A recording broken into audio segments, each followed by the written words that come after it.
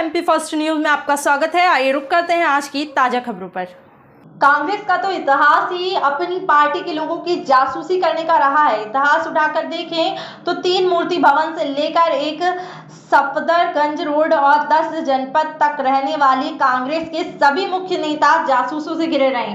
जासूसी करके न केवल देश को बल्कि खुद अपनी ही पार्टी को कमजोर करते रहते हैं। वह पार्टी है जिसमें कि कामराज हो या लाल बहादुर शास्त्री हो, इन्हें इंदिरा जी ने जासूसी कर उस समय निपटाया था। पीवी नरसिम्हा राव सीताराम केसरी को निपटाने वाली श्रीमती सोनिया गांधी जी हैं और अब राहुल और प्रियंका में भी जासूसी का डीएनए है और दोनों अब कांग्रेस में ग्रुप 23 को निपटाने में लगे हुए हैं। एनएसओ द्वारा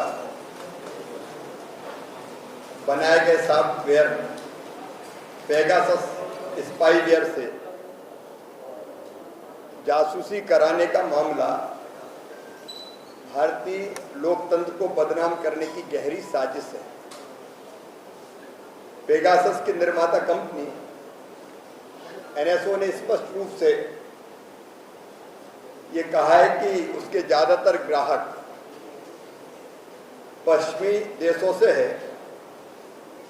तो फिर इस मामले में भारत को क्यों निशाना बनाया जा रहा है? ये झूठ के बुनियाद पर रची गई कहानी है, क्योंकि भारत सरकार को इस मामले से जोड़ने का एक भी साक्ष्य नहीं है।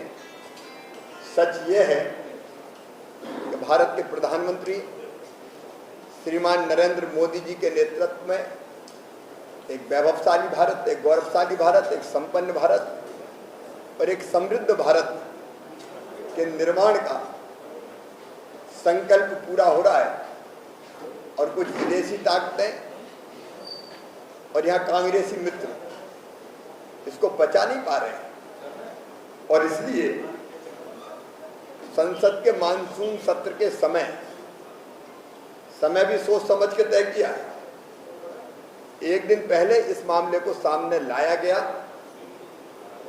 ताकि देश के विकास के लिए जो 17 विधेयक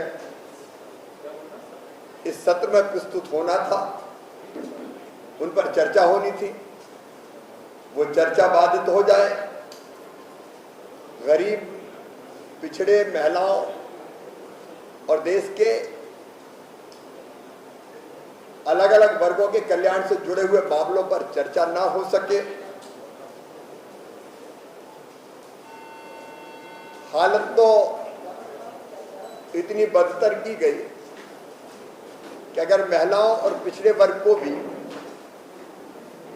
केंद्रीय मंत्रिमंडल में माननीय नरेंद्र मोदी जी ने स्थान दिया तो उनका परिचय तक ना हो पाए, इस बात का प्रयास किया गया। जहां तक भारतीय जनता पार्टी का सवाल है, हम शुचिता की राजनीति में विश्वास रखते हैं और अपने गठन के प्रारंभ से ही भारतीय जनता पार्टी ने कहा है नेशन फर्स्ट, राष्ट्र हमारे लिए प्रथम है। लेकिन कांग्रेस के लिए परिवार प्रथम है। प्रथम और आखिरी भी, लास्ट भी अगर कोई है तो परिवार ही है।